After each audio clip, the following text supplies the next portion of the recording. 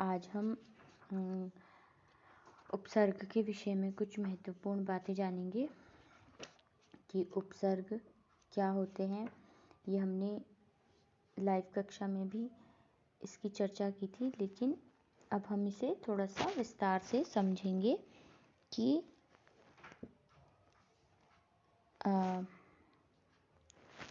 उपसर्ग क्या होते हैं। ठीक है, सबसे पहले तो हम ये देखेंगे कि उपसर्ग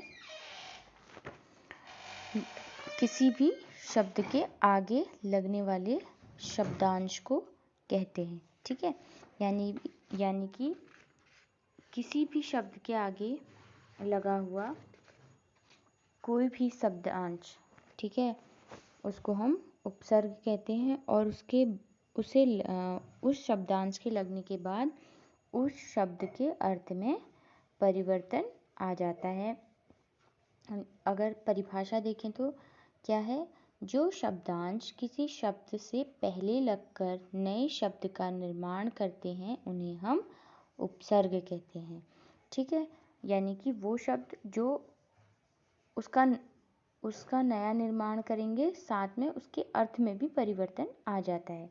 जैसे उदाहरण के लिए कुपुत्र। ठीक है, पुत्र का तो सबको अर्थ पता है, बेटा, लेकिन अगर उसके आगे कु शब्दांश लग जाएगा तो उसका अर्थ और वो शब्द पूर्णतः बदल जाएगा। ठीक है, उसका अर्थ हो जाएगा बुरा पुत्र और कुपुत्र, वहाँ पर शब्द नया बन जाएगा। ठीक है, अब देखते हैं जो उपसर्ग की क्या क्या विशेषताएं होती हैं।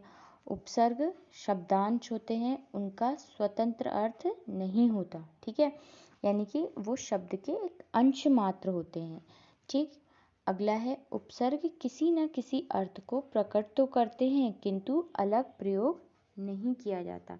यानी कि जो उपसर्ग हैं वो किसी न किसी अर्थ को प्रकट करता है। जैसे अंतर का अर्थ होता है के मध्य, अ का अर्थ होता है नहीं, अति का अर्थ होता है अधिक, अध का अर्थ होता है नीचे, अधि का अर्थ होता है ऊंचा।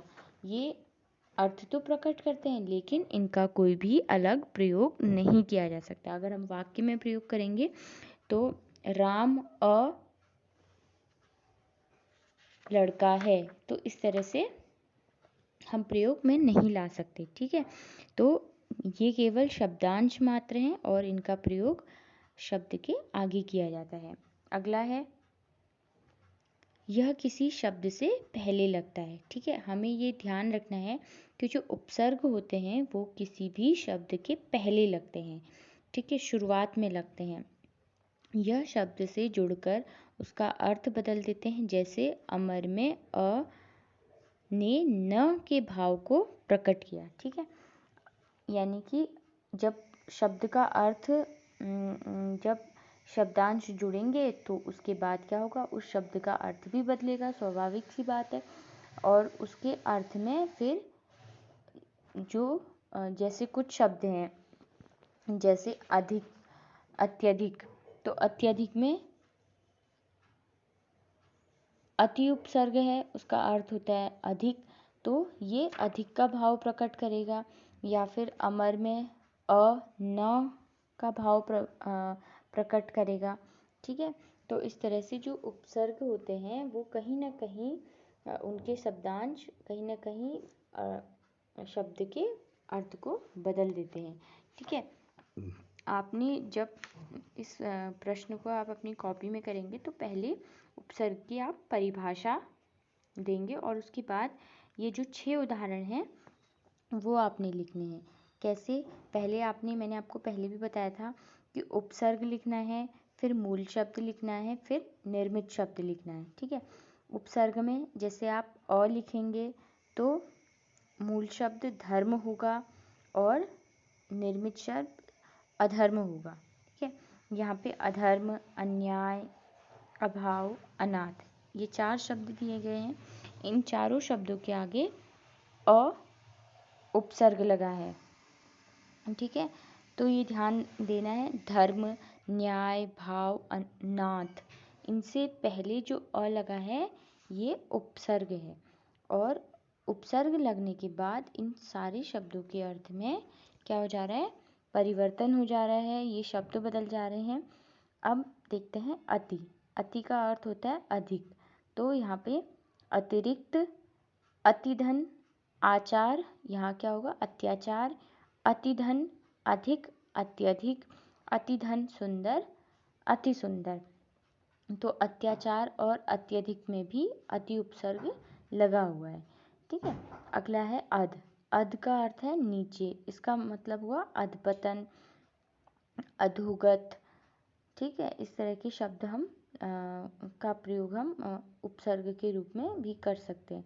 अगला है अधि। अधि का अर्थ है ऊंचा, जैसे अधिकार, अधियक्ष, अध्यक्ष, अधिनायक, अधिपति। तो ये जो चारों शब्द हैं इसमें भी अधि शब्द का शब्दांश का प्रयोग उपसर्ग के रूप में हुआ है।